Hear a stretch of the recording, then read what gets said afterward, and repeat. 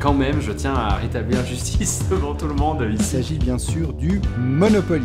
Non. Tombé dans ce trou noir. T'es tombé en amour. En amour du trou noir, effectivement, de Kickstarter.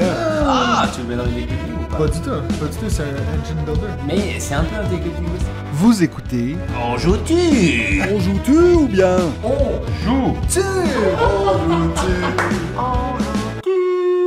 Saison 2, épisode 8, les niveaux d'expertise. Salut tout le monde, bienvenue à On joue-tu, saison 2, épisode 8. Oui, c'est bien 8. Je sais que c'est bizarre parce que la dernière fois c'était 6, mais l'épisode 7 a été décomposé en 3 épisodes. Il y a eu était à Cannes. 7.1, 7.2, 7.3. Donc, épisode 8. En parlant de Cannes, maintenant que je suis revenu, que je suis bronzé, Ouais, je vais introduire mon invité aujourd'hui, c'est Benji. Introduis-moi. Je t'introduis dans la Ouais, pièce. Ça me fait grand plaisir. Comment ça va, Ben? Écoute, pleine forme, ça fait plaisir de te revoir. On n'a pas David ce soir, mais on va se voir bientôt. Et puis on se revoit aussi la semaine prochaine. Donc, Exact. ce que je suis en train de dire n'a absolument aucun intérêt, hein, Oui. puisque je vous livre. Ça serait pas la première fois. Ça fait plaisir d'être là. Donc, t'as pensé quoi, toi, de ce festival de Cannes à distance? Est-ce que t'as eu des petits retours depuis qu'on a parlé? Ou... Ouais, écoute, bon alors à distance, il y a bien sûr beaucoup de frustration, mais je vous ai suivi pas mal et j'ai suivi pas mal de vidéos. Non, écoute, ce que je trouve rigolo, c'est que depuis que tout le monde est rentré de Cannes, on entend beaucoup parler de notamment 2 jeux sur les réseaux. Il y a Gutenberg, donc qui va sortir chez Atalia, là, qui vraiment a fait un joli petit buzz. A priori, les gens apprécient, le matériel a l'air top. J'ai vu une petite vidéo règle là qui n'a pas été faite par On joue-tu. C'est dommage. C'est fou. C'est dommage. Mais ouais, non, le jeu a l'air vraiment sympa. Et puis, il y a aussi, bien sûr, ce fameux jeu dont vous avez parlé à peu près 300 fois pendant les 3 podcasts, Mille Fiori. Exact. Mille Fiori. Mais tu vois, moi, je me demande si c'est pas grâce à nous. Bah écoute, tu pourras demander à son auteur qui a besoin d'aide en plus, je Oui. crois. Donc, Pauvre Knitia. pauvre Nidia. Mais je comprends mieux en voyant les visuels qui sont passés, là, l'analogie avec Azul. Il y a effectivement ces petits carreaux là que tu as envie de poser. Ouais. Et j'avoue que ça me faisait pas rêver quand vous Non, en non, c'est parliez clair. au podcast. Et d'avoir vu passer ces photos, ça me donne un peu plus envie. Et je me demande si effectivement ça pourrait pas plaire à la maison, puisque ma femme est fan de Azul. Ouais. En l'occurrence, on le joue beaucoup. Et puis si c'est un petit peu dans ce genre-là, il y a moyen que ça puisse plaire. Alors, moi, je trouve que c'est pas du tout comme Azul. Ok. Mais en fait, la seule chose qui est pareille, c'est qu'on a des tuiles. Mais je veux dire, on se partage un plateau. Il n'y a pas nécessairement une question de séquence dans nos couleurs. Ouais, un petit peu, mais c'est vraiment plus un jeu de combo. Tu fais tel truc et puis t'as des enchaînements assez incroyables. Moi, de toute façon, c'est sûr, il est déjà commandé. Je vais bientôt l'avoir. Donc, il y a des bonnes chances que tu vas pouvoir le tester ici avec moi. Ok, super, je me réjouis. C'est un des rares jeux que j'ai dit, aussitôt que j'ai joué, j'ai dit, mais ça, c'est un jeu pour Nadia, elle va adorer. J'avais l'impression que c'était comme très futé, mais en jeu de société. Ouais, c'est ce que vous avez dit, ouais. Donc, on va faire un petit retour sur la question de la semaine. Il y a 2 semaines, vu qu'on n'a pas posé de questions pendant notre moment à Cannes. C'était d'ailleurs une question qu'on a posée avec toi. Donc, Oui. c'est une des rares fois où toi, t'es là pour toi-même répondre à la question que t'avais À ma toi-même posée. propre question. Donc, la question, Que j'ai c'était... trouvée très bonne, par Et ailleurs. C'était une toi qui excellente avais pensé question. en plus, je pense. La question c'était quel était, vu que c'est un épisode sur le placement d'ouvriers, Ouais. la question c'était quelle est votre mécanique préférée.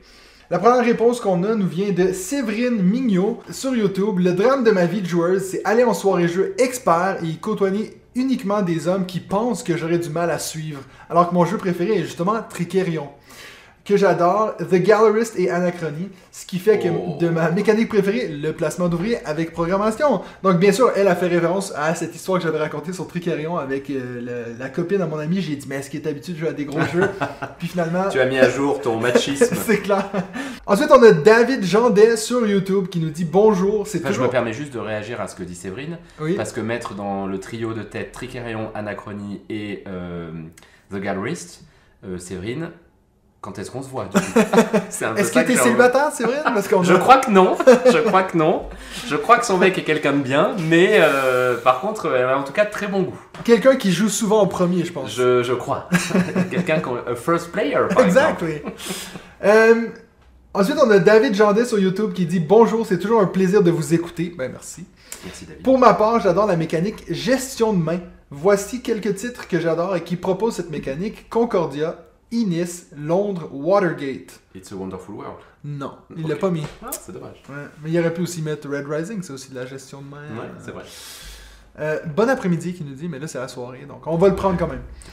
Et pour finir, on a Jean-François Vachon sur Facebook qui dit « Je pense que ma mécanique préférée est le engine building, car c'est celle qui permet le plus souvent de déclencher un combo qui en déclenchera un autre. » Qui en déclenchera un autre, etc.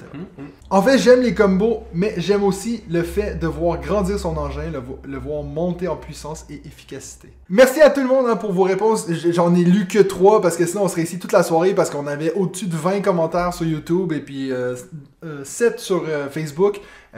On est très content d'avoir toutes ces réponses-là, mais bien sûr, on ne pourra pas toujours y répondre. Mais continuez de commenter et puis éventuellement, on va tomber sur vos réponses. On voulait aussi prendre un moment pour vous remercier parce qu'on est rendu à 25 000 écoutes depuis qu'on a commencé le podcast. Donc, si on compte tous les vues, bon, il n'y a pas des vues, avec toutes les écoutes sur toutes les plateformes de podcast, en plus de ceux qui ont regardé sur ma chaîne YouTube. Donc, 25 000 écoutes. On vous applaudit. Et puis si on retire nos mamans, il reste quand même 1200 écoutes. C'est vrai, c'est quand même vachement bien. Donc merci aux 1200 personnes qui nous écoutent régulièrement. Et merci maman. Je sais qu'éventuellement il va falloir que je t'explique c'est quoi un engine building.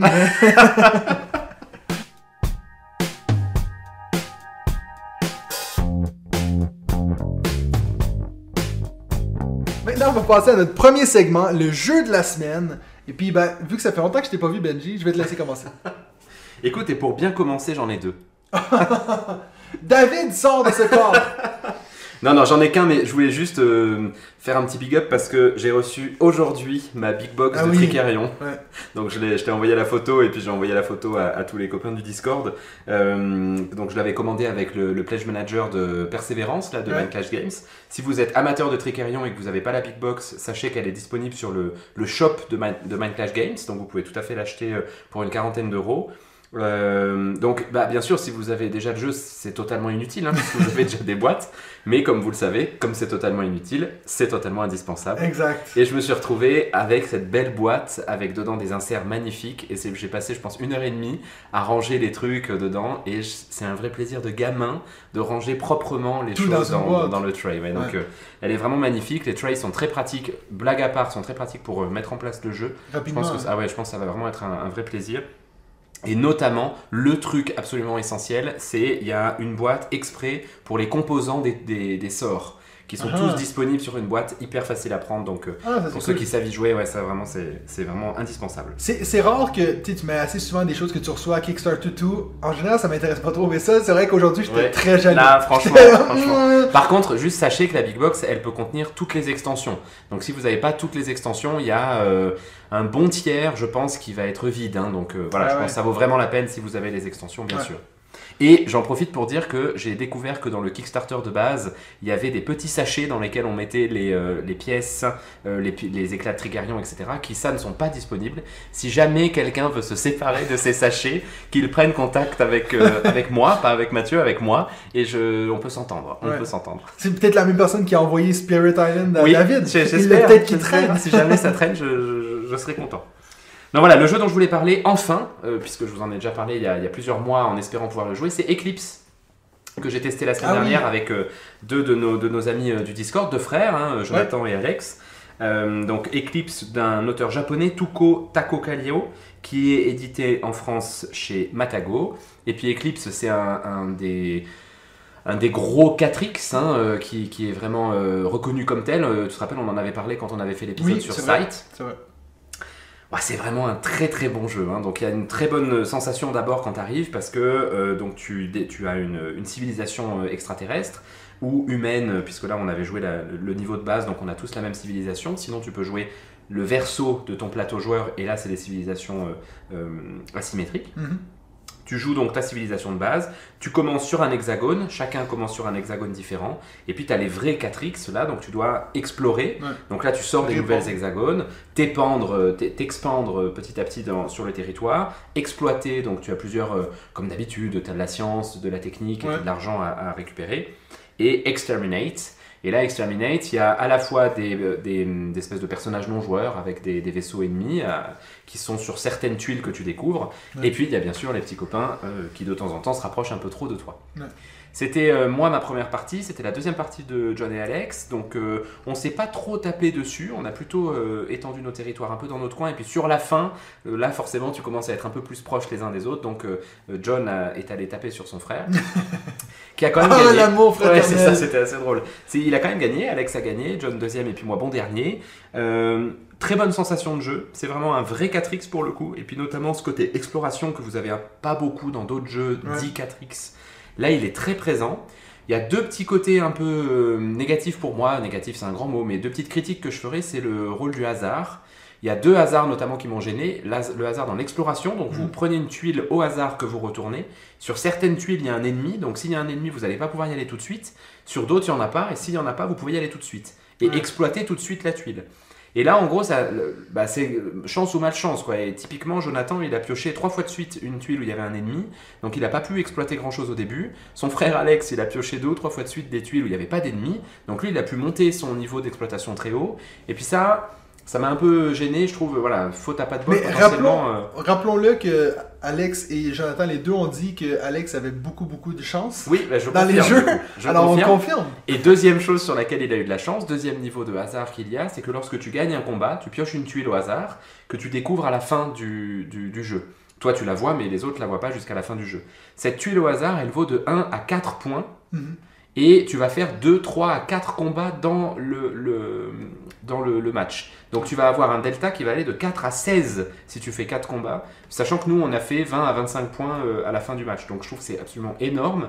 Et en l'occurrence, Alex a eu 2 tuiles, 4 points. Donc ça lui a fait vraiment beaucoup plus de points que nos autres. Et ça m'a un petit peu questionné sur le rôle du hasard là-dedans. Ça n'empêche que c'est un super jeu qui, en fait, peut peut-être faire un peu peur, mais qui se comprend très vite et très bien. On a fait une partie en 1h30, c'était notre première partie. Ah ouais. Très honnêtement, je pense qu'on n'a pas été très bon, donc peut-être que quand tu commences à réfléchir un peu plus, tu fais un peu plus longtemps, mais c'est pas si long que ça, c'est pas les 6 ou 8 heures de Twilight Imperium, et t'as vraiment ce sentiment d'explorer et d'étendre ton empire galactique. C'est vraiment un excellent jeu, un petit bijou que je recommande, soit aux amateurs de thématiques SF, parce que là c'est vraiment une belle thématique, soit à ceux qui ont envie de découvrir le 4X. Puis si, exemple, ça avait été le même jeu, mais sur une ferme, est-ce que ça t'aurait intéressé? Mais très honnêtement, je crois que oui, parce que je sais que vous dites que j'aime la mécanique SF. C'est vrai, j'aime. La thématique. La thématique SF, pardon.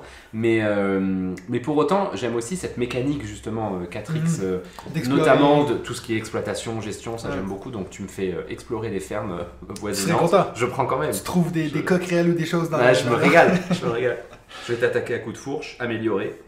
Mon jeu de la semaine, moi, c'est une extension, en fait. Parce que, comme si vous avez suivi les podcasts à Cannes, vous savez que je n'ai pas réussi mon défi de 3 mois sans acheter de jeux de société.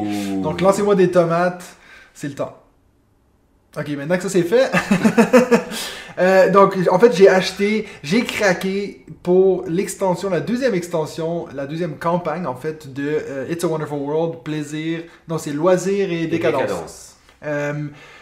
Ça faisait longtemps que je la cherchais, cette extension-là, je la trouvais nulle part, même sur le site de la boîte de jeu, il était toujours épuisé, donc quand je l'ai vu, j'ai vraiment hésité à ne pas l'acheter, puis il y avait David qui était un peu comme un diable sur mon épaule, qui disait « Mais on s'en fout, Prends cette boîte, Mathieu, prends cette boîte !» Donc je l'ai pris, et donc ça veut dire qu'en tout, mon challenge a duré 55 jours, donc j'ai fait 55 jours sans acheter de jeu, il m'en restait 25, je crois. Donc, celui qui a fait autant te jette la première boîte. Exact. C'est ça. Mais donc voilà, donc j'ai découvert Extension Loisirs et Décadence. On a fait 2 scénarios hier avec Nadia. On les enchaîne assez rapidement. À 2, ça va assez rapidement.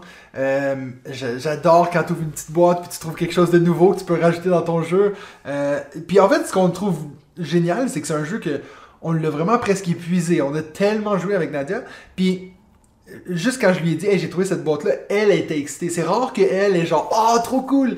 Puis quand on a ouvert cette boîte-là, tu vois des nouvelles cartes, on était tellement contents. Puis je me dis, si j'avais tout reçu d'un coup, je pense que j'aurais pas eu ce même sentiment-là. Tu sais, là, maintenant, d'avoir vraiment épuisé le jeu, puis là, tu retrouves une nouvelle petite extension qui vient de rajouter quelque chose au jeu. On est vraiment contents parce que je pense que c'est ce qui nous manquait avec Wonderful Kingdom.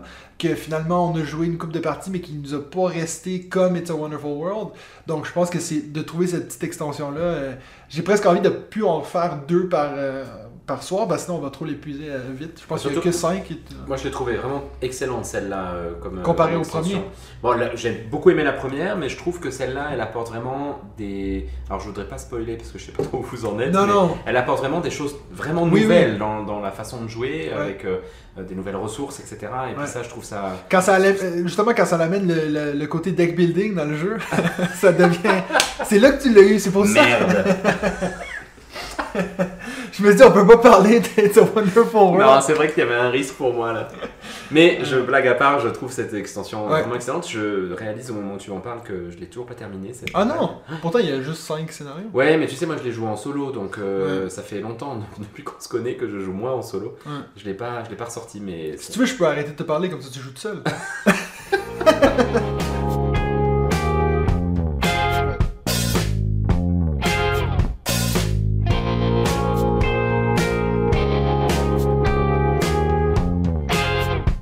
Alors maintenant, on va arriver à notre deuxième segment, la thématique de la semaine. C'est une idée qui m'est venue à la cérémonie de l'As d'Or, quand j'ai vu Simon essayer d'expliquer ce que c'était un jeu initié.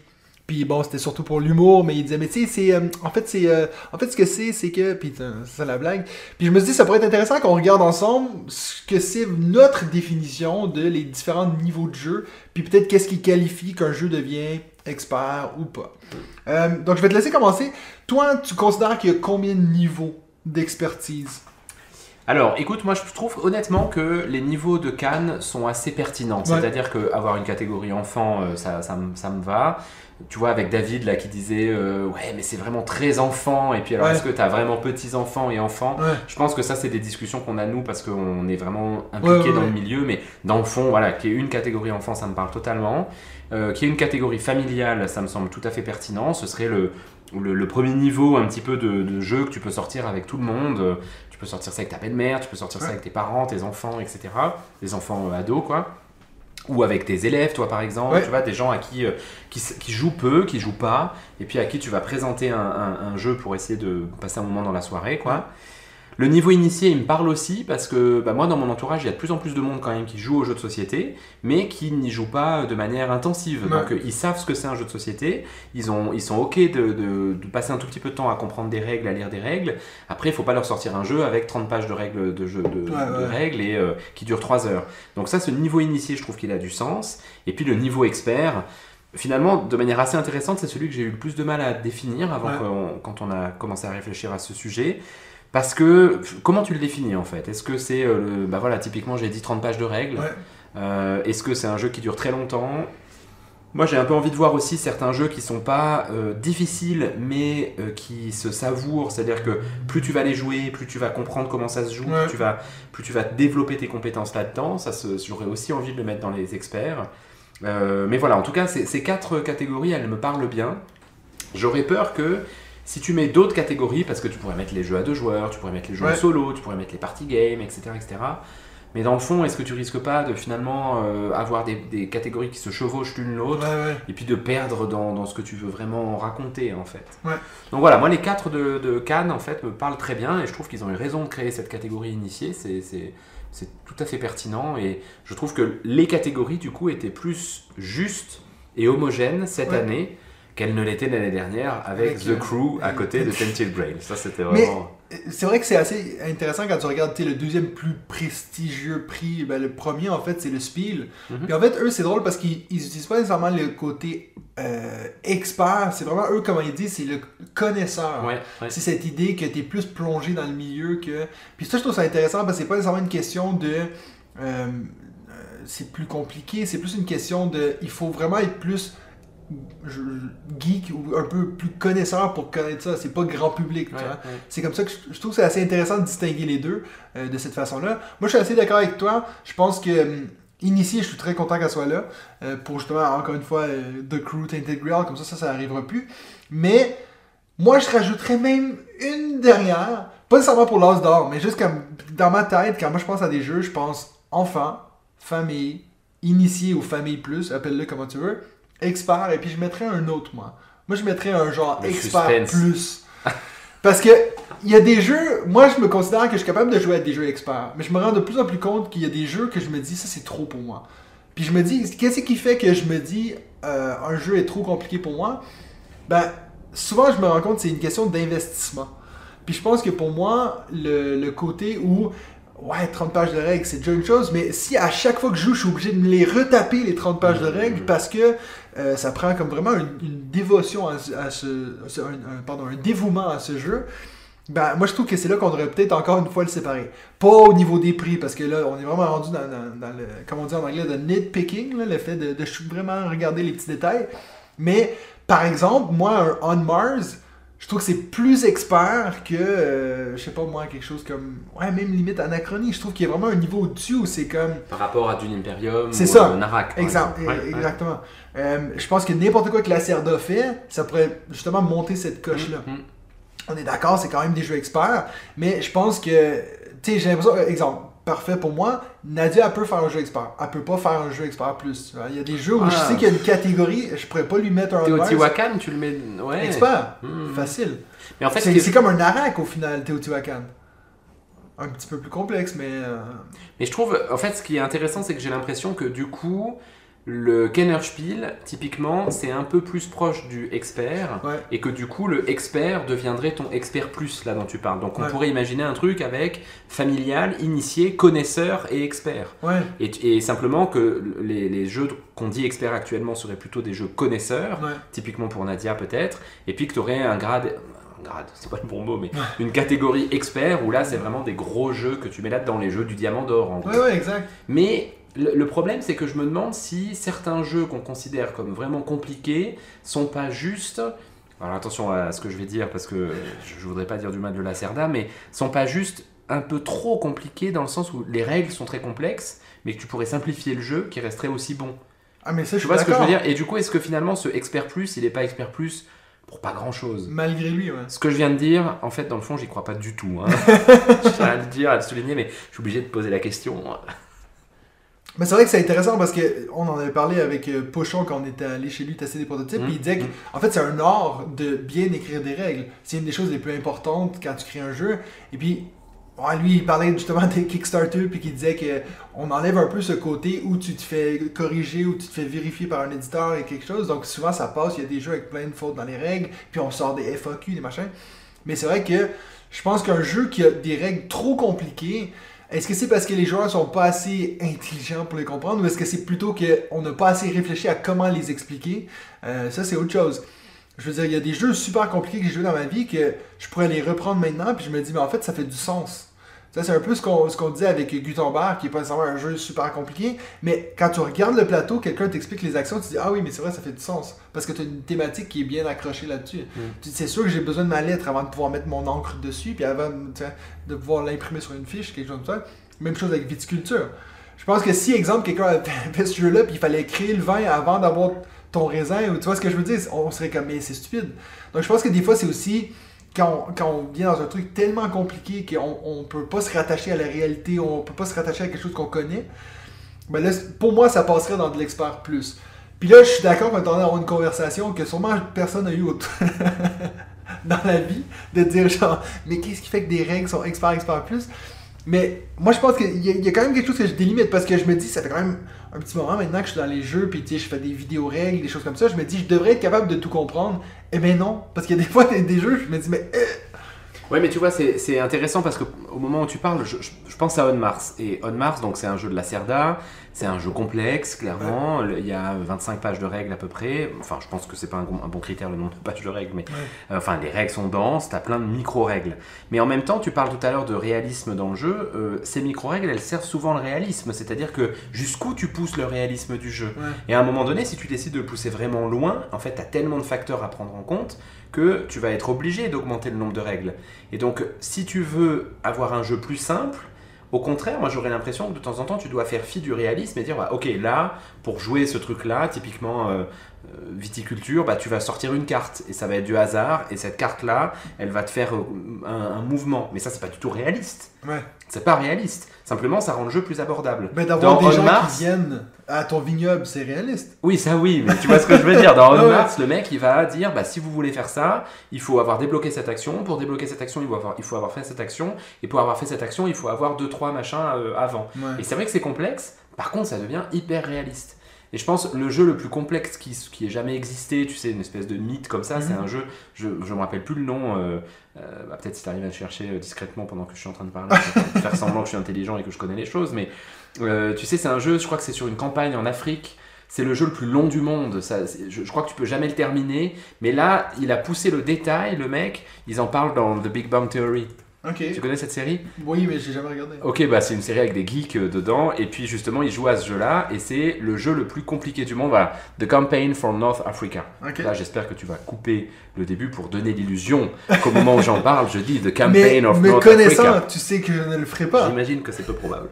Ce jeu-là, vous devez gérer, j'y ai jamais joué bien sûr, parce que je crois que c'est plusieurs centaines d'heures si vous voulez y jouer, mais vous devez aller gérer le moral de vos troupes en imaginant qu'ils vont avoir besoin d'eau, qu'ils vont avoir besoin de nourriture, qu'ils vont avoir besoin de chaussures neuves, qu'il va falloir donc ravitailler les troupes en eau, en nourriture, en chaussures neuves, donc il va falloir des voitures, pour que les voitures, il va falloir de l'essence, tu vois. Le mec a poussé le réalisme jusqu'au bout. Au bout, ouais. En poussant le réalisme jusqu'au bout, tu crées des centaines de micro-règles. Ça Ouais. devient... Justement, il est écrit ici que ça prend environ 1500 Ouais, heures c'est ça. à finir le jeu. Mais je crois qu'en fait, tu peux pas le finir vraiment. Enfin, bon, vous imaginez que j'ai jamais joué à ça.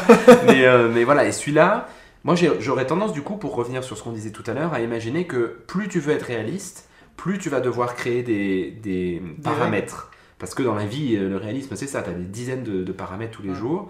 Et à l'inverse, si tu veux être plus simple, il va falloir supprimer des réalistes, du réalisme, et donc introduire une dose de hasard notamment. Et moi, je pense que quelque chose que j'aime dans les jeux experts, puis ça rejoint ce que je vous disais sur Eclipse, typiquement tout à l'heure, le hasard me saoule en fait. Ouais. J'aime pas ça. J'aime bien que quand je calcule un truc, ça se passe comme j'ai envie que ça se passe. Ouais. Que si l'autre m'entube, il m'entube pas parce qu'il a sorti une carte. Je vais vous donner un exemple qui m'est arrivé, je vous en avais déjà parlé dans Star Wars Rebellion, où je prépare ma petite armée, et puis il sort la carte qui tue mon étoile de la mort, et par-dessus ma carte qui tue l'ensemble de mon escadrille. Ouais. Là, tu peux rien faire, ça a aucun sens, c'est juste une carte qui tombe. Ouais. Moi, ça me saoule, ça, je prends pas de plaisir là-dessus. Est-ce que c'est pour ça que t'as pas aimé Broom Service? No comment. Puis est-ce que, donc si on, ok, là on a défini un peu l'expert, expert plus, si on revient à cette nouvelle catégorie initié, qu'est-ce qui fait qu'un jeu est initié ou familial? Genre c'est quoi pour toi qui distingue, t'as dit avant familial, genre tu peux jouer avec n'importe qui, donc ça veut dire initié, ça veut dire que tu pourrais pas nécessairement jouer avec ta grand-mère. Bah voilà, t'as répondu à la question. Ok. C'est bien, tu fais les questions. En fait, pourquoi j'ai besoin de toi? Je sais pas pourquoi tu m'invites.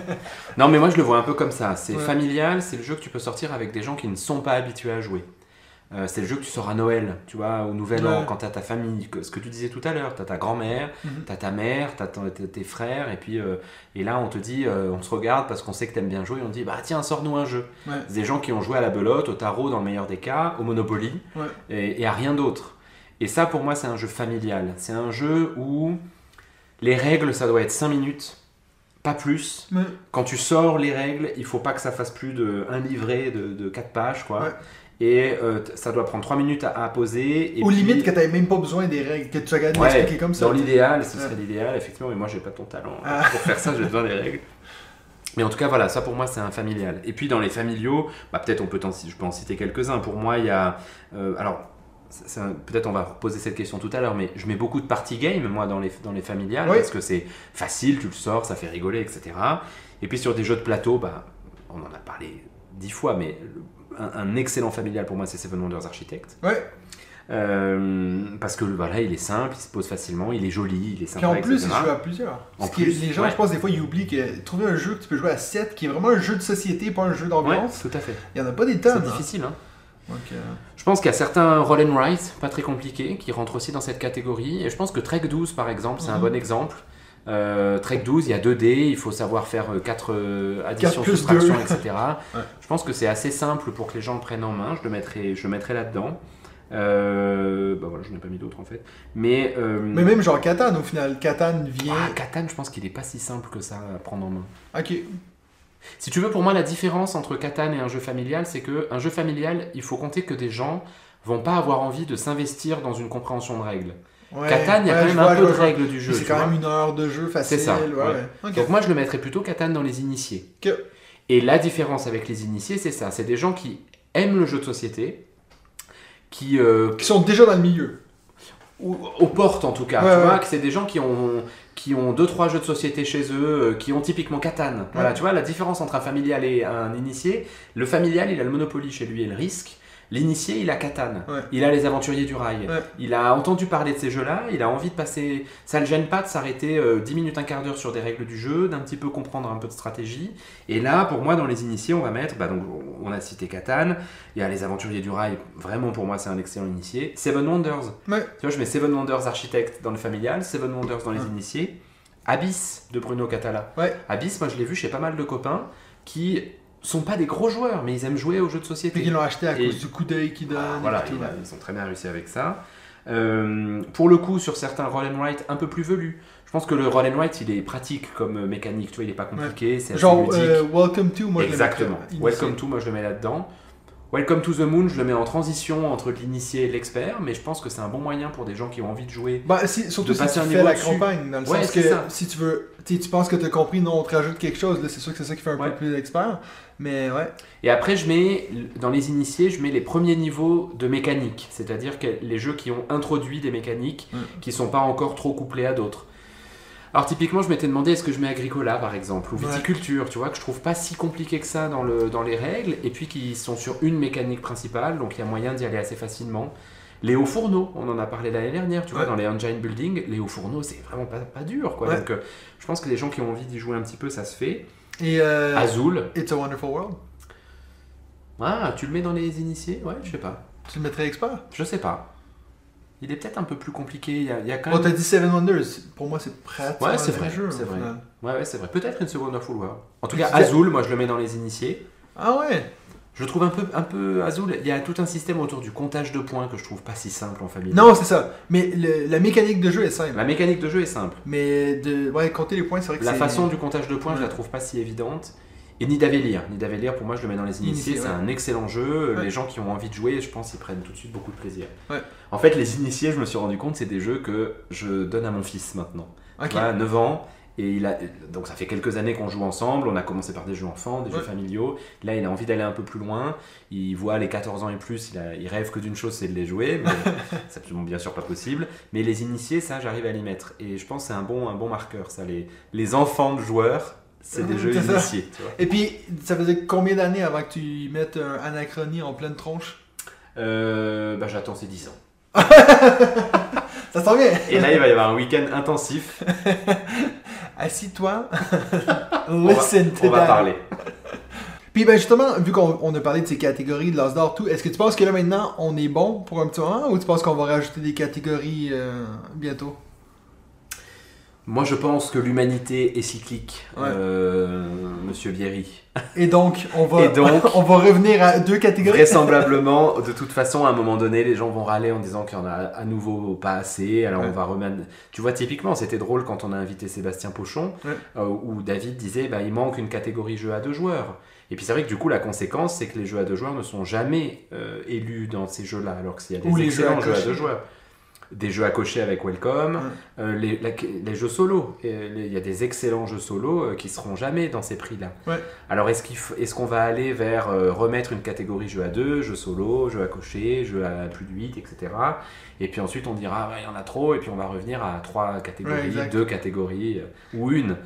Donc, moi je trouve que actuellement... L'avantage de la mouture As d'or, c'est qu'elles sont pertinentes, elles sont pas trop nombreuses, donc c'est médiatiquement intéressant. Oui, c'est clair. Donc je trouve s'il y en avait 40, ça serait moins intéressant. Les médias les liraient pas. Là, je sais pas si tu as vu, mais il y a quand même pas mal de médias qui mettent le jeu de l'année, en fait. Et puis tu as quelques médias qui mettent les 4 niveaux de jeu. Donc ça marche bien, leur système. Le jour où tu vas faire 6 catégories... Il n'y a que nous qui allons les regarder, ces 6 catégories. En fait. Ouais, c'est clair. Mais j'en ai parlé justement dans un des mini-zodes, je crois. Carte Aventura, on pourrait presque dire que c'est un des premiers jeux solo, même si je sais qu'il l'est pas, mais je veux dire, on est d'accord que c'est un jeu qui pourrait très bien se jouer seul. D'ailleurs, moi je l'ai joué seul et puis je recommande plutôt de jouer ce genre de jeu seul. Oui, c'est juste, mais en même temps, du coup, il n'a pas eu le prix. Oui. Alors, est-ce qu'il y a un peu d'ambivalence là-dessus du jury qui met ça là-dedans en disant bah comme ça fait un peu un jeu solo. En même temps, si c'est sûr que le jeu solo gagnera jamais, c'est dommage, tu vois. Et puis, il y a des jeux qui sont vraiment faits pour être joués en solo. Je pense à Friday, par exemple, vendredi. Je pense à Palm Island. Je pense à Nemo's War. Nemo's War, je crois que ça s'appelle comme ça, qui est un excellent jeu, pas encore traduit en français, dont j'entends dire qu'il devrait arriver en français, je l'espère vraiment. C'est des jeux extraordinaires en solo. Ils ne gagneront jamais un prix, à juste titre, parce que je pense que ça n'aurait pas de sens de leur faire gagner un prix du jeu de l'année, mais en même temps, on les met jamais en avant du coup, et c'est probablement dommage. Mais moi, des fois, je me demande s'il n'y a pas, puis je commence à me rendre compte de plus en plus que je pense que je suis plus initié que expert dans mes choix de jeu, puis dans ce que je sais qui va intégrer ma ludothèque. Puis... Alors, il vous dit ça, mais Bitoku est installé sur la table derrière, et c'est la partie qu'on fait juste après l'enregistrement du podcast. C'est un jeu familial, on s'entend. Je l'ai expliqué à ma grand-mère. Enfant plus. Mais non, mais c'est vrai que dans le sens, même quand on était à Cannes avec David, bon, après ça c'est aussi différent dans un festival, tester un jeu expert, c'est compliqué. Mais c'est vrai que tu te dis quelque chose que tu peux apprendre. Moi, j'aime mieux faire 3 parties de jeux initiés dans une soirée que de faire, on se tape un gros jeu expert. Moi, ce que je me suis rendu compte, ce que j'aime dans les jeux experts, puis ce qui nous arrive de temps en temps, c'est de faire des campagnes. Ça, j'aime ça, parce que là, je sais que je vais vraiment poncer les règles, puis qu'ils vont me revenir. Bitoku, je suis content que tu voulais jouer, parce que j'ai joué qu'une fois. Puis tu vois, là on va rejouer, puis je vais sûrement avoir oublié la moitié des règles. Donc je pense que c'est tellement un investissement de temps. Puis si je pouvais aller chez quelqu'un, puis il me l'explique, puis on se joue, puis mais c'est souvent moi qui dois apprendre les règles. Donc c'est vrai que ça vient long d'apprendre tous ces jeux experts pour y jouer une fois par année. Mais tu vois, tout à l'heure tu as dit, et puis tu l'as redit là, il y a un mot qui me parle pas mal pour faire la différence entre expert et expert plus. C'est le mot investissement. Et je pense que tu as raison. T'as probablement des jeux experts qui ne nécessitent pas un investissement aussi important que d'autres. Et typiquement, Narak, Dune Imperium. Même le Dilemme du Roi. Ouais, peut-être. Au niveau des règles, après c'est un investissement en termes de temps, mais je veux dire, quand on s'y remet, on prend pas 2 heures pour réexpliquer. Mais en tout cas, effectivement, ces jeux-là, les règles, faut avoir envie de les lire, elles font un petit peu... Enfin voilà, c'est des jeux plus compliqués, connaisseurs, probablement que tu as raison, c'est le mot qui convient en fait. Ça nécessite pas un investissement de malade. Dune Imperium, on y a joué il y a 3 mois, si tu le ressortirais ce soir, je pense qu'on se refait les règles assez rapidement. On Mars, tu peux pas. Kanban Nivi, tous les Lacerda, tu peux pas. Anachronie, c'est limite. Tricarion, c'est limite aussi, c'est difficile. Je pense à Féodome, pour moi c'est le jeu le plus expert que j'ai jamais joué. Féodome, c'était... Il y en a eu pour 1 heure d'explication de règles, c'est vraiment complexe quoi. Ces jeux-là, ils nécessitent un investissement. Tant un investissement au départ pour apprendre les règles qu'un investissement dans le temps. C'est-à-dire que si tu veux vraiment connaître ces jeux, la première partie, tu sais pas ce que tu fais. Enfin, je vous ai déjà raconté 100 fois ma première vision devant On Mars, où je me retrouve devant ce jeu déballé, les règles connues des vidéos enchaînées, à me dire... Qu'est-ce que je fais Même sentiment que tu as eu toi devant On Mars d'ailleurs, quand on l'a sorti. C'était vraiment drôle. C'est le même jeu. C'était ça. Et je pense à nos collègues, tout à l'heure on parlait de First Player, la chaîne First Player qui vraiment a voulu mettre en avant ces jeux-là, où eux ils ont, je sais pas comment ils font, mais où ils pensent vraiment beaucoup les gros jeux, et leur définition du jeu expert c'était ça, c'était un jeu, enfin j'espère que je les paraphrase bien, mais où petit à petit, tu vas prendre de plus en plus de plaisir à le jouer parce que tu vas découvrir en profondeur ce jeu. Et je trouve que c'est une jolie définition parce que ça rejoint celle que tu dis d'investissement. Et ça veut aussi dire qu'en fait, tu vas pouvoir retrouver dans des jeux experts, si on élimine la question expert plus finalement, des jeux comme Red Rising qui sont présentés à côté de jeux comme Tricarion. Pourquoi ? Parce qu'avec Red Rising, probablement que tu as cette même capacité à petit au fur et à mesure des parties, devenir de plus en plus bon et puis découvrir une profondeur dans le jeu qu'il y a peut-être moins avec j'en cherche un dans ta ludothèque avec Bitoku. J'espère que Bitoku non, j'espère que justement il est un peu dans cette veine là de expert. On verra. Mais peut-être Narak sans offense, tu vois, ou Narak probablement qu'en 2-3 parties t'as bien compris, mais je suis pas sûr qu'au bout de la 15e partie tu fasses une partie si différente que ça ta deuxième. Clairement. Tu vois, et puis c'est la même chose avec Teotihuacan ou des jeux comme ça. Dans le sens, une fois que tu trouves un peu la mécanique optimale, ça roule. Tu passes là-dessus quoi. Alors qu'un jeu comme Barrage par exemple, ta 5e partie, elle a rien à voir avec la 25e. Parce qu'entre-temps, t'as découvert vraiment une profondeur dans le jeu que tu soupçonnais pas au départ. Et pourtant, tu t'es bien marré à la 5e et tu te marres encore plus à la 25e. Donc voilà, je trouvais que c'était une bonne définition du jeu expert, et puis je trouve que le mot investissement que tu as utilisé, Mathieu, est probablement le mot-clé. Mathieu Bierry. Beaucoup d'admiration pour ce que vous faites. Merci. Alors, pour notre question de la semaine, on va vous demander à vous, selon vous, il y a combien de catégories de jeux, de niveau d'expertise? Si vous pouviez faire votre choix à vous, vous voyez que nous, on avait, Benji était sur les 4 de l'As d'or. Moi, j'en rajoutais quand même une pour séparer les experts, experts plus. Vous, c'est quoi? Est-ce que vous en avez 46 catégories? Donc, dites-nous Si c'est ça. le cas, on lira peut-être pas votre réponse par contre. Ce sera un peu long. On va la lire, puis ça va être ça l'épisode, en fait. Donc, c'est mieux d'être bon. Catégorie 32. Donc, votre réponse, vous pouvez la mettre dans les commentaires de la vidéo sur YouTube ou sinon sur la page Facebook ou bien sûr par email à jouton@gmail.com. Et n'oubliez pas dans cet email de me dire Benjamin, j'ai les petits sacs pour Tricarion Exact. et je suis très heureux de te les offrir.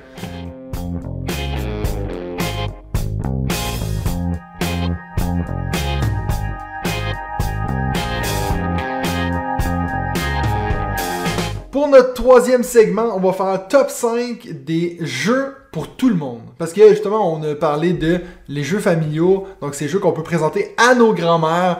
On les salue, nos grands-mères, qui écoutent bien sûr ce podcast. Tout à fait. Assidûment. Donc, ça veut dire que c'est des jeux vraiment qu'on peut sortir avec n'importe qui. Vraiment, on est vraiment pas dans la catégorie initiée. Même s'il y en a un que j'ai mis dans mon top 5 que tu as dit avant qui était dans la catégorie initiée. Ah, mais cool. je vais te laisser commencer avec ton numéro 5. C'est la première fois que je commence un top 5, Mathieu. Ben alors, je vais commencer. T'as eu ta chance. J'ai loupé. Alors, mon cinquième, c'est Splendor. Mais, Splendor, je le mets là en cinquième parce que il est à mon avis un peu intermédiaire entre familial et initié, mais je pense quand même qu'il est pas si compliqué que ça à sortir.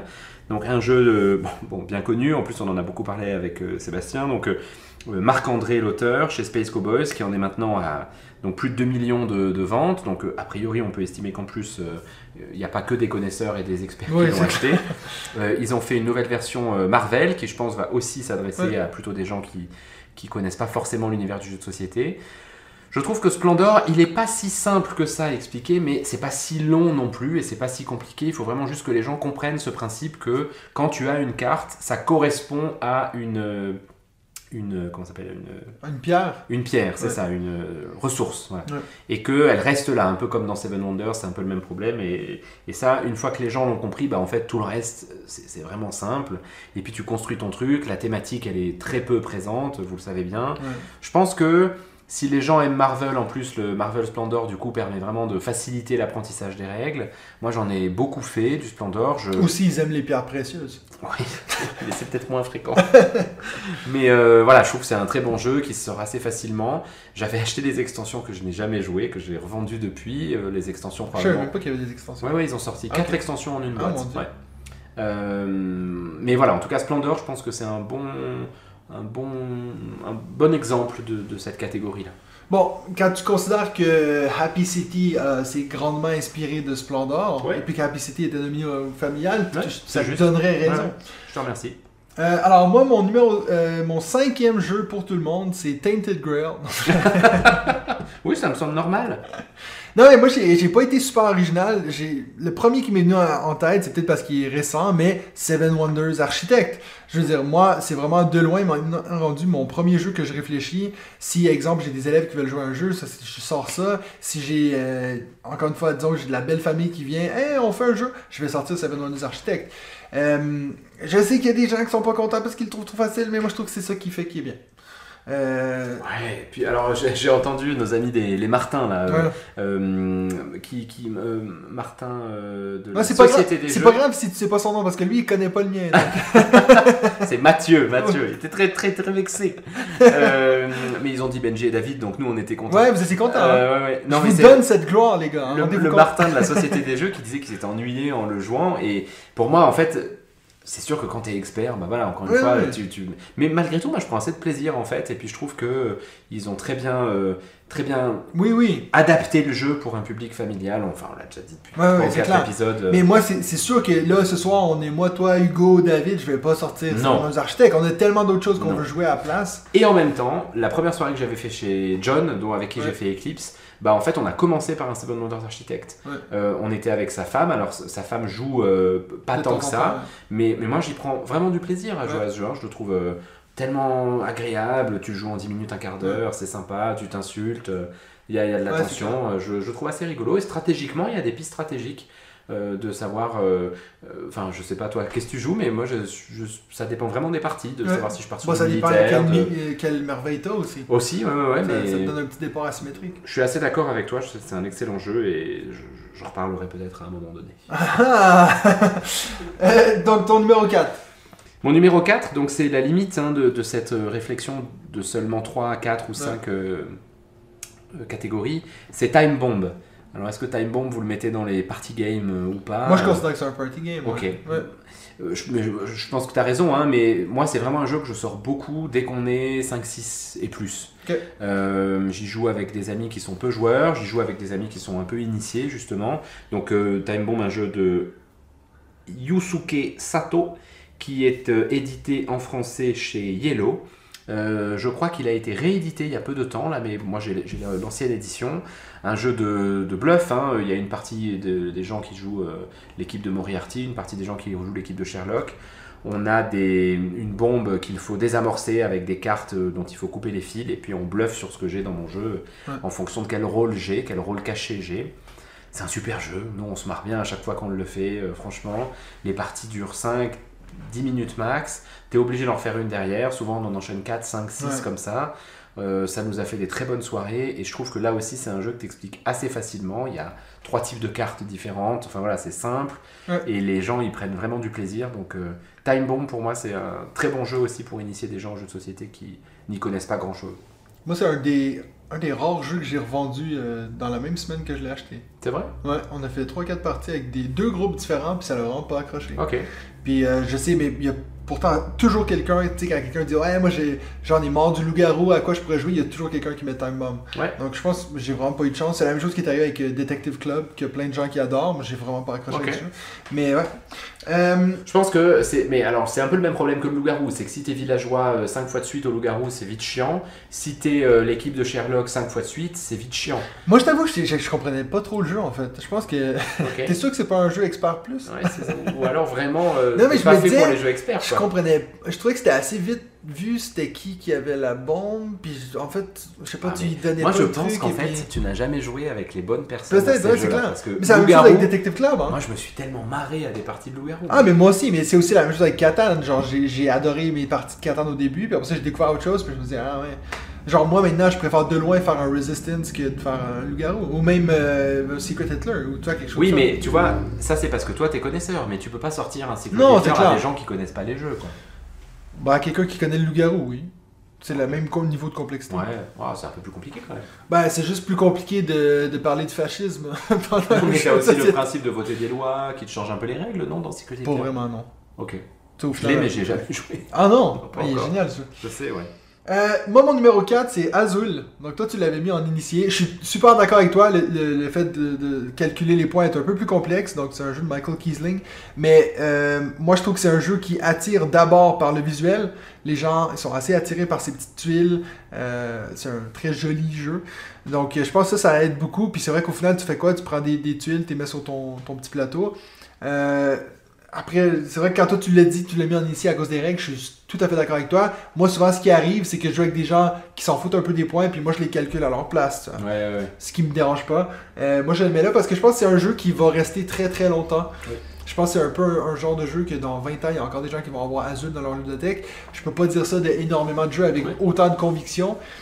Tu vois, je pense que ça va être un futur classique un peu comme Seven Wonders, Catan, de ces jeux-là. Ah, même plus que ça, moi je pense. Quand tu vois sur BGA, c'est le premier jeu joué Azul. Hein. Ah ouais? De très loin par rapport aux autres. Hein. Bon, tu vois. Moi je suis tout à fait d'accord avec toi, je te rejoins à 100% et probablement que j'en reparlerai également plus loin. Ça va être le top 5 le plus rapide du monde. Hein. Alors ton numéro 4. Pardon, ton numéro 3. Mon numéro 3, c'est Micro Macro. Ouais. Crime City. J'ai pas mal hésité avant de le mettre là-dedans, mais en fait, je le trouve très simple à expliquer, là aussi. Règles, c'est... Dans mes souvenirs, c'est même pas une page entière, quoi. C'est de toutes petites règles qui sont dedans. Les gens comprennent très rapidement parce qu'ils suivent le principe avec Où est Charlie. C'est hyper ludique. Tu mets ça sur une table, les gens sont tout de suite contents d'aller regarder cette grande carte, de chercher les choses. Et puis les premiers niveaux d'enquête sont très simples, donc les gens s'y mettent très bien. Micro Macro, ça a été pour moi Ouais, ça a été une belle surprise parce que j'en avais entendu parler, ça m'attirait pas tant que ça. Je l'ai joué avec mon fils et puis avec des amis, et puis là on a acheté la première boîte puisqu'on avait la deuxième. Et on l'a toujours pas testé, mais j'ai très envie de le faire. Chez toi, en plus, c'est toujours sympa quand je vous raconte ça, mais il y a les 2 cartes de micro-macro qui sont affichées au mur chez Mathieu. Alors, je trouve que c'est un très bel objet ludique, et c'est un très bel objet ludique pour initier des gens qui pensent encore que le jeu de société c'est que des cubes en bois ou d'un gros plateau. Puis rouler etc. un dé. Moi, j'en ai marre d'entendre les gens dire oui, mais moi, rouler un dé puis avancer comme si c'était. Moi, j'ai même pas de jeu dans ma ludothèque où tu roules un dé puis t'avances, tu vois. Mais moi, le seul point où je te rejoins pas sur Micro Macro, c'est qu'il faut quand même avoir un intérêt quelconque sur tu vois, un peu découvrir quelque chose, ou il faut quand même que tu réfléchisses. Tu peux pas juste ouais, je sais pas, parce que exemple, si on regarde un jeu comme Seven Wonders Architect qu'on a cité plus tôt, t'as 3 choix, t'as une carte là, une carte là, une carte là, t'es pas obligé de te casser la tête, mais c'est vrai que ça, il faut vraiment que tu prennes le temps de il faut que je cherche quelque chose, il y a un mini peu de réflexion que je pourrais pas faire avec ma grand-mère. Ouais, bah c'est pas non plus parce que... Non, je sais, en fait, quand je suis vraiment en train de pousser. Hein, je m'étais posé la question, est-ce que je mets Unlock dans mais ça, moi, ça, je trouve que c'est pas tout. Et Unlock, pour moi, il est un tout petit peu trop compliqué et il dure un peu trop longtemps puisque c'est au minimum 1 heure, 45 minutes, 1 heure. Micro Macro, si tu fais 2 enquêtes, c'est 10 minutes, quoi. Oui, un quart d'heure. Ouais. Donc je trouve que c'est pas... Justement, tu vois, je mettrais cette différence-là. Pour moi, Micro Macro, vous pouvez initier probablement ta grand-mère. Je serais ravi de la rencontrer pour vous montrer Micro Macro. Par contre, je ne l'initierai pas à Unlock. Et il n'y a pas longtemps, d'ailleurs, on a fait venir des amis, Menro et Daniela, si vous m'écoutez, ce qui est probablement pas le cas, puisque ce n'est pas des connaisseurs des jeux de société. Je leur ai fait un Unlock et on a fait une erreur stratégique, c'est qu'on a joué le dernier scénario de la dernière boîte, là, Game... voilà. Et c'était avec Pandémique, et le scénario est dur, et ça a été dur. Ça a été vraiment compliqué. Mais je pense que même le premier niveau des Unlock, si t'as pas justement cette curiosité d'avoir envie de passer 1 heure sur un jeu dans un style escape, les gens n'iront pas. Puis c'est aussi quelque chose où il faut que tu veuilles te démarquer, sinon ça va te faire empiéter par tout le monde qui veulent absolument dire non mais ici il y a quelque chose, il faut quand même que tu sois capable de prendre ta place. Si t'es un peu gêné, réservé, tu vas pas dire regarde il y a ça sur la carte. Ouais, c'est vrai. Mais non, c'est vrai que tu m'as convaincu. Parce que c'est vrai que Micro Macro, comme tu dis, tu peux faire vite 5 minutes, t'aimes pas ça, on fait autre chose. Ouais, c'est ça, tout à fait. Donc non, c'est vrai. Ça me fait plaisir de c'est rare qu'on ait autant d'accord. Hein. Pour mon numéro 3, on va retourner avec Antoine Boza, Takenoko. Un petit jeu avec le panda et le jardinier. Celui-là, j'avoue qu'au niveau des règles, il y en a peut-être un petit peu plus, puis un petit peu plus de mécanique, mais t'arrives à attirer les gens. C'est de loin un des jeux dans ma ludothèque qui attire le plus au niveau du visuel. Aussitôt que tu le places sur la table, avoir le petit panda puis tout, on dirait que les gens ils sont prêts à s'investir encore plus quand tu vois le tout posé sur une table. Puis c'est vrai qu'au final, à ton tour, t'as toujours ton petit plateau qui te dit t'as 2 choix d'action parmi les 4 différentes. Moi, je trouve que c'est celui que je me dis, s'il faut que quelqu'un vient ici qui est pas trop joueur et dit hey, montre-moi quelque chose un petit peu plus poussé que Monopoly, tu vois. Je sortirais Takenoko. J'aime beaucoup ce top 5 en fait, je le trouve vachement intéressant. Moi je pense que je le mettrais pas dans cette catégorie là. Tu le mettrais initié? Je le mettrais à la toute première marche de l'initié. Tu sais pourquoi? Parce qu'en fait il y a plusieurs moyens. Juste pour me contredire. Alors, déjà ça me fait plaisir. Mais ensuite c'est parce qu'il y a plusieurs moyens de faire des points de victoire. Tu sais, avec ces différentes. Le fait que tu ailles bouffer des bambous, le fait que tu ailles, je me rappelle plus, pousser des bambous, etc. Pousser, Et puis ça, je pense que c'est quand même une mini salade de points. Et le principe de salade de points, je pense que c'est pas si évident pour des gens qui n'y jouent pas. Et moi, ça a été un premier jeu que j'ai fait jouer à ma famille quand on a commencé à avoir un petit peu joué à Azul et à des jeux comme ça. Tu vois, donc moi, je le mettrais. Je trouve que c'est un super jeu. Hein, effectivement, c'est un jeu abordable, mais il faut quand même que les gens aient un minimum envie de réfléchir un chouïa, quoi. Ok. Enfin, attention, un peu, mais je sais pas, moi j'oserais pas le sortir trop vite. Ok. Ben moi je l'ai eu fait et puis avec succès, donc... Ok, donc essaye avec ta grand-mère. il faut que je l'invite à une soirée jeu. Écoute, ça ferait plaisir. Ça va coûter cher de billets d'avion. Elle va venir pour Bitoku là ce soir. Donc ton numéro 2, Benji. Mon numéro 2, c'est Seven Wonders Architect. Ok. Donc voilà, je vous avais dit que j'en reparlerai un petit peu. Seven Wonders Architect, bon, on a tout dit. Donc je devine ton numéro 1 alors. Bah oui, tu devines mon numéro 1. Mais Seven Wonders Architect, c'est vraiment, pour moi, c'est, Boza a été un génie pour le coup en faisant ça parce que il a réussi à passer de Seven Wonders, qui est un vrai jeu connaisseur, à un jeu abordable pour tout le monde, tout en gardant, moi je le redis, je prends vraiment du plaisir à jouer, alors que je pense quand même pouvoir dire que je suis au minimum connaisseur en jeu de société. Et Seven Wonders Architect, moi je m'ennuie toujours pas. J'en ai fait 15 ou 20 parties là avec tout le monde, peut-être même plus que ça. Et je trouve ça toujours marrant. J'en fais plus 4 ou 5 d'affilée. Il y a un moment où ça me saoule un peu. J'ai jamais joué à 7. Je suis pas du tout pressé de jouer à 7 parce que je me dis le temps que t'attendes que ça revienne. Non, ça va vite. Moi, j'ai fait à 7. Ouais, t'as pas joué avec les gens avec qui je jouais. Peut-être. Ah, putain. Non, il y a eu des moments un peu longs, mais voilà, je trouve que c'est vraiment un excellent jeu, donc je le mets tout à fait là-dedans, je suis tout à fait d'accord avec toi. Je te lance une petite question improvisée comme ça. Soyons Est-ce que fous. si, je suis en train de penser à les gens fans finis de Seven Wonders qui se disent mais c'est trop simplifié ce jeu-là, est-ce que toi tu aurais un jeu que tu dis t'aimerais qu'il sorte une version architecte, tu vois, une version, tu sais exemple si moi je te propose un Anachronie architecte où tu peux jouer avec ta grand-mère, est-ce que ça t'intéresserait ça ou pas du tout? Ah, alors dit comme ça, j'ai presque de l'empathie pour les gens qui râlent là, sur Seven Wonders Architect parce que j'aurais envie de te dire non. Ouais. J'ai pas envie d'un Anachronie Architect. Et en même temps, voilà, je te dis ça, moi j'aime beaucoup Seven Wonders, hein, c'est vraiment un jeu que j'ai beaucoup joué. J'ai joué, je pense, à toutes les extensions sauf Armada. Qui est selon la meilleure. Ouais, putain, du coup j'ai très envie de la jouer, mais c'est vrai que ça fait très longtemps que je l'ai pas ressorti, Seven Wonders. Je sais pas, dans le fond, si David Turkzy, c'est toujours plaisir de parler de David Turkzy à ce podcast, si David Turkzy sort un Anachronie Architect du même niveau que Seven Wonders Architect, bah je pense que je serais content en fait. Ouais. Non, je crois que ça me gêne pas. Moi, j'ai du mal avec cette critique de dire ouais, j'aime beaucoup Seven Wonders Architect, c'est nul. Bien sûr, c'est le principe. Enfin, le principe, c'était que ce soit un jeu familial. Donc, c'est évident qu'on va pas avoir les mêmes, le même attrait pour ce jeu-là. Mais justement, il a réussi à rendre ce jeu familial et un peu toujours intéressant. Ouais, il l'a même dit dans son discours quand il a gagné l'As d'Or, c'était ça le but qui s'était mis, toute l'équipe s'était dit un jeu pour tout le monde. Puis ben, moi, je trouve que c'est réussi. Ouais, vraiment. Alors, moi, mon numéro 2, c'est Pandémie. Et puis. T'es pas d'accord, là? Alors, vas-y, raconte. Attends, mais moi, c'était juste. Je vais faire une spéciale dédicace à mon chef de service. Juste après. Non, mais moi, j'ai mis Pandémie / Horrified. Parce que moi, je les compare assez souvent, les deux. Ouais, écoute, moi, j'étais d'accord avec toi pour Takenoko, mais je suis pas d'accord pour Pandémie. Parce que pour moi, Pandémie, c'est vraiment genre, écoute, je fais quoi? Puis là, t'as quelqu'un qui va te dire de toute façon ce qu'il faut faire. Mais t'es quand même dans la partie. Non. Je te raconte une anecdote. Alors, raconte-moi l'anecdote. La première fois que mon chef de service m'a invité à manger chez lui, il me fait visiter son appart, on rentre dans la chambre de ses filles, je vois un Pandémique. Je dis ah super, tu joues au jeu de société. Il me dit ah non, quel cauchemar ce jeu. On l'a acheté avec mon frère, donc ils ont une quarantaine d'années. On a lu les règles, on n'a rien compris, on n'y a jamais joué. Oui, mais ça c'est... Là, on parle voilà. Des règles. Mais moi, si j'explique Pandémie à quelqu'un ici autour de la table, ils vont comprendre. Eh ben écoute, faut que j'invite mon chef de service chez toi. Je pense que... Non mais ça me fait rire que tu dises ce truc-là, parce que pour moi, du coup, depuis, je le charrie régulièrement en disant mec, Pandémie, c'est quand même pas très compliqué, quoi.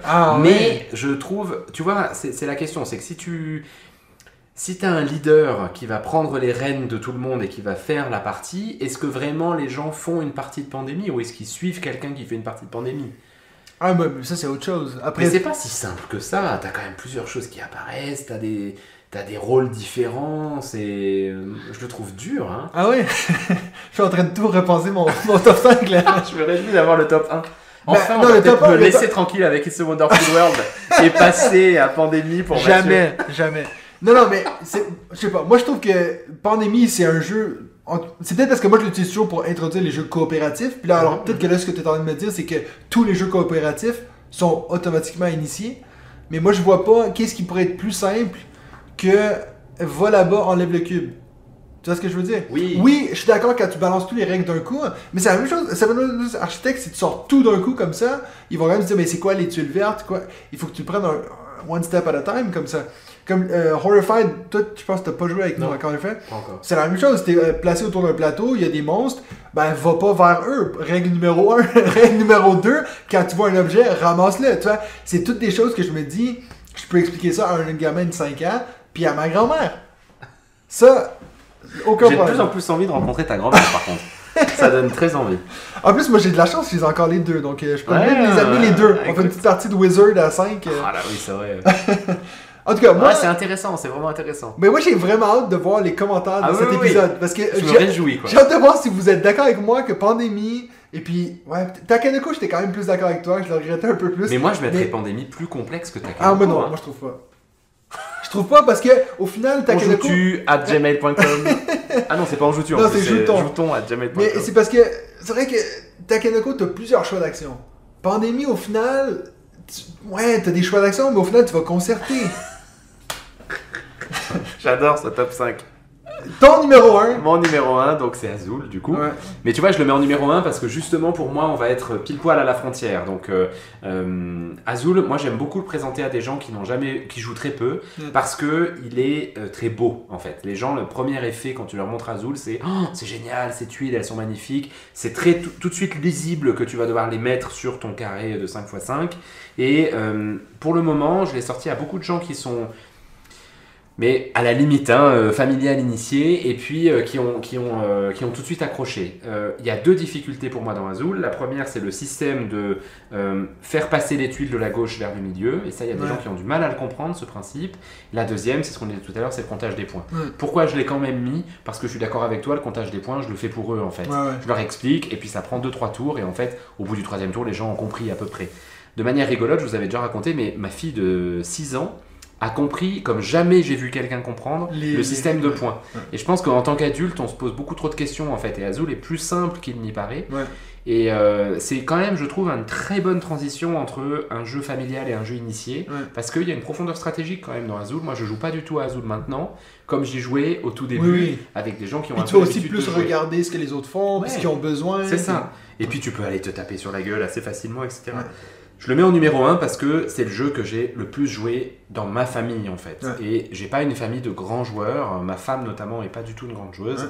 Azul, elle a adoré. Et je pense qu'un point qu'on a très peu parlé au début, mais qui est un point commun entre Seven Wonders Architect et Azul, c'est que des jeux initiés, il faut qu'il y ait une qualité éditoriale qui soit vraiment importante pour que les gens aient envie d'aller jouer. Jeux familial, tout ça. Les jeux familiaux, excuse-moi.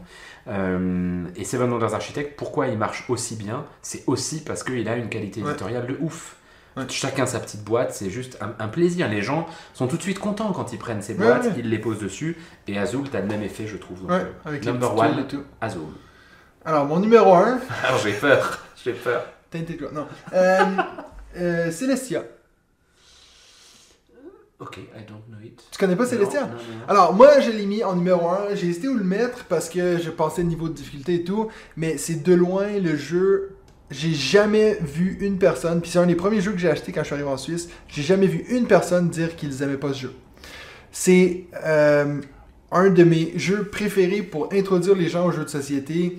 C'est super simple. Et puis c'est une de mes mécaniques préférées, le stop ou encore, parce que moi je suis assez... j'aime beaucoup prendre des risques. Et puis en plus de ça, un mini côté bluff.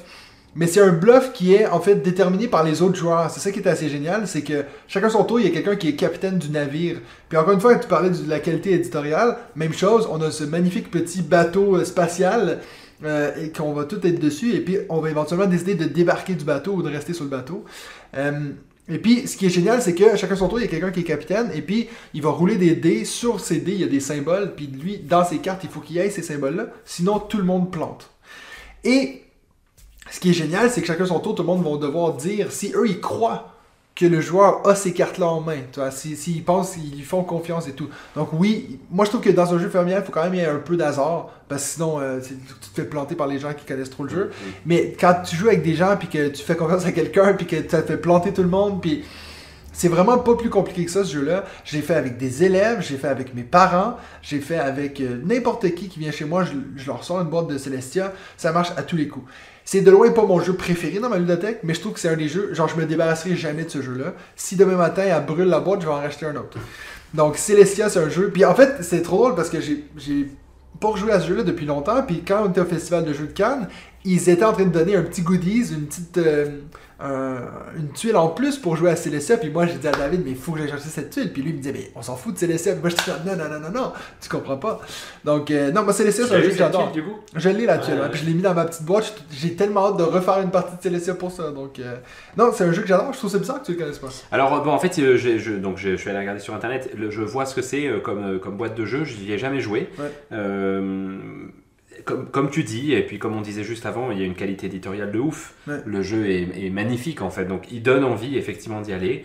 Je suis passé à côté, mais ça a l'air La seule chose que je suis d'accord, il y a des petites cartes à effets spéciaux, que ça à chaque fois il faut que quelqu'un regarde dans les règles, mais ça au limite tu pourrais les enlever presque. Mais voilà. Donc ça c'est mon numéro 1. Celestia. Alors, on va terminer avec un petit jeu qui nous fait de l'œil. Yes. Je te laisse commencer. Ça fait 2 fois que tu me laisses commencer. Je sais, mais c'est parce qu'en fait, j'ai oublié le mien. Je te laisse. Alors moi, je vais vous parler de Malia Lands of Legends. T'en as entendu parler? Oui, parce que tu m'as tagué sur Facebook, non? C'est possible, c'est possible. Rendez-vous le 15 mars sur Kickstarter pour cette aventure. Malia, c'est la boîte de jeu, donc tu en as parlé au début, qui est une maison d'édition en qui moi j'ai vraiment une grande confiance. C'est des éditeurs sérieux, c'est une petite boîte d'édition, même si maintenant ils commencent à avoir de sacrés bons jeux. Et puis en fait, l'histoire de Malia est une belle histoire puisque son auteur François Denis a en fait créé un jeu de rôle pour ses potes il y a plusieurs années, donc ça fait une dizaine d'années à peu près. Et à la fin du jeu de rôle, c'est une campagne qui a duré 6 ans. À la fin du jeu de rôle, ils se sont tous dit, en fait, on ne peut pas ne rien faire de l'univers qui vient d'être créé. Ouais. Et ils ont commencé à construire un jeu de plateau. Ils en ont beaucoup parlé sur Quod, donc le site français de jeux participatifs. Et puis, il y a peut-être 2 ou 3 ans de ça, la boîte de jeu a annoncé qu'ils s'associaient avec eux. Donc, ils avaient créé une petite maison d'édition qui s'appelle 4 Universe, ou 4 univers. Et puis la boîte de jeu et 4 univers se sont associés pour créer Malia, qui va donc sortir là sur Kickstarter le 15 mars. Malia, c'est un jeu de plateau, il y aura des figurines dedans, ça se joue de 1 à 5. Je suis pas du tout un fan de figurines, hein. Je sais que vous dites ça à chaque fois, mais je suis pas du tout passionné de figurines. En tout cas, ça se joue de 1 à 5 joueurs. Ce sera un univers coopératif, avec des éléments de narratif, et puis avec des éléments de land crawler et de dungeon crawler aussi. Ouais. Donc... je suis pas un grand passionné de ce type de jeu, hein, parce que typiquement moi ça me fait penser à Gloomhaven, et puis c'est vrai que c'est pas le jeu vers lequel je fonce, mais d'abord je trouve l'histoire éditoriale géniale, et puis les visuels qui sortent sont juste sublimes. J'imagine pour l'auteur là, François Denis, le plaisir que ça doit être de voir une idée que tu as eue dans ta tête il y a 10 ans devenir réelle devant toi. Les figurines sont vraiment très belles, et l'univers a l'air très sympa, donc... il y aura a priori un seul pledge. La boîte de jeu en général, si vous êtes en France, vous avez la possibilité de vous faire livrer dans une boîte française, dans une boutique française. Ça diminue fortement les frais de port. Donc voilà, 15 mars, rendez-vous sur Kickstarter. Malia, la boîte de jeu François Denis. Ouais, et puis moi je vais vous parler d'un jeu qui... Ça faisait longtemps que j'avais pas backé un jeu sur Kickstarter. J'étais un peu en train de bouder la plateforme parce que c'est de la catastrophe en ce moment. Il y a la collection complète de Everdell. Tout le monde, t'as 13 000 commentaires de gens qui disent mais on aurait dû recevoir notre jeu ce mois-ci. On sait même pas si le jeu a commencé à être produit. Bref, c'est un peu la catastrophe partout sur Kickstarter. Mais j'ai décidé de backer un jeu qui s'appelle Earth, qui est un jeu de Maxime Tardif. Et ça me fait bien plaisir que tu l'aies backé. Ouais, parce que je sais qu'on en a eu parlé à 2-3 reprises, puis là, vraiment, c'est justement Ben de Les Recettes Ludiques qui en a parlé aujourd'hui sur le groupe La Communauté des ludistes francophones. Et j'ai vu son post, et puis c'est ça qui m'a fait tilter. Donc, il a vraiment kiffé, hein. C'est un gros coup de cœur. Puis c'est un jeu qui, lui, il compare un peu, bien sûr, encore une fois, à Ark Nova, à Terraforming Mars, cette idée que c'est des cartes qui te permettent de comboter. J'avoue que quand j'ai vu que c'était un Québécois qui le fait, ça m'a un peu aidé aussi dans ma décision. On n'est pas sur du Knidia qui a fait 12 000 jeux et qui n'a pas besoin de mon aide. Je me dis pourquoi pas encourager les créateurs québécois. Donc voilà, j'ai backé Earth. J'ai très hâte de pouvoir vous en parler, mais si tout va bien, je l'aurai en 2023. Donc c'est pas pour tout de suite. Saison 14 de On joue-tu? On va en parler. Mais ça fait plaisir, et puis j'étais sûr que toi t'allais le backer parce qu'on est dans un thème nature, il y a des arbres, il y a des rivières. Ouais, c'est vrai. Donc ça fait plaisir que toi tu l'aies backé. Effectivement, moi il me faisait de l'œil, mais... On est en train de vraiment se nicher. Tu sais, toi c'est science-fiction, moi c'est nature. Mais c'est bien, ça permet de faire des économies. Puis, alors c'est quoi la thématique à David? Faut y trouver une thématique? Ouais, ce sera une bonne question. Ce sera important de lui demander. À élaborer avec lui lors de notre épisode sur les jeux solo, qui va venir éventuellement mercredi prochain. Ouais, sans faute. Normalement. Encore une fois, si tout va bien.